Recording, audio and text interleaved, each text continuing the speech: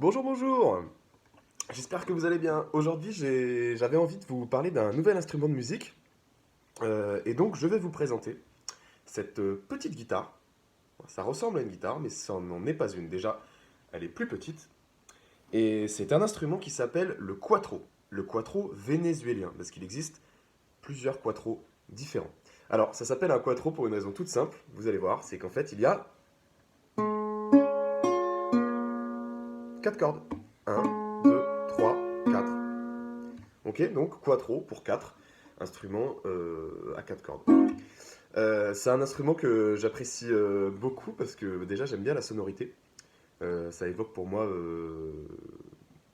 des choses que j'aime bien. Voilà, je ne vais pas trop m'étaler sur ce sujet, mais en tout cas, c'est vraiment j'aime beaucoup la sonorité. Et en plus, comme il n'y a que 4 cordes, bah, du coup, c'est assez facile de jouer des choses basiques. C'est assez facile de se faire plaisir avec cet instrument.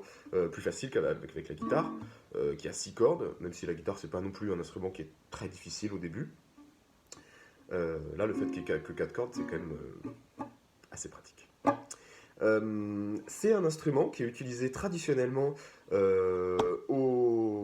donc au Venezuela, forcément, mais dans d'autres pays d'Amérique du Sud, en Colombie, etc. Euh, ça a plusieurs fonctions.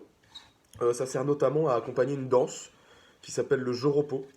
Je ne sais pas si je prononce bien. C'est une danse c'est une danse de couple en fait, une danse de couple sud-américaine, assez populaire au Venezuela et ailleurs. Euh, Cet instrument a comme particularité d'être un instrument assez percussif. Percussif, ça veut dire que on, on fait pas que gratter les cordes. On fait pas que des accords, ok. On va aussi venir frapper la caisse pour créer, pour voilà, donner pour enrichir tout simplement ce qu'on est en train de jouer. Voilà. Et donc c'est un instrument qui sert plutôt à l'accompagnement. D'accord. Il y a des instruments qui sont plutôt des instruments pour faire des solos, comme par exemple le violon, le violoncelle, et des instruments qui sont plutôt polyvalents, donc comme le piano, qui sert à accompagner et à faire des mélodies. La guitare aussi est assez polyvalente. Polyvalente, ça veut dire que ça a plusieurs usages, polyvalente. Euh, et cet instrument sert plutôt à l'accompagnement. Alors maintenant, il y a des joueurs assez célèbres qui font des mélodies avec. Euh, mais c'est quand même pas hyper pratique. On notera aussi, ça c'est assez étonnant, c'est que les cordes en fait, elles ne sont pas dans l'ordre du plus grave au plus aigu, comme sur une guitare classique. Là, écoutez bien.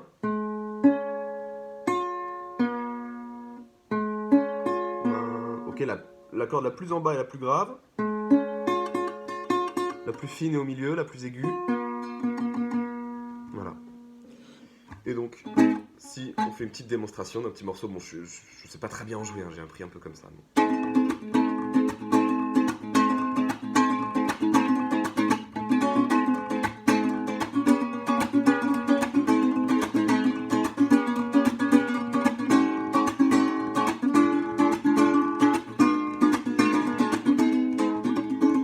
Bon, bah j'ai raté la fin. Je vous avais dit que j'étais pas un très grand joueur. Voilà, donc un instrument que j'aime bien, le quattro vénézuélien. Vous pouvez aller écouter des choses, des musiques de joueurs de quattro qui savent vraiment jouer, pas comme moi, sur Internet, sur YouTube et autres, sur d'autres plateformes de partage musical.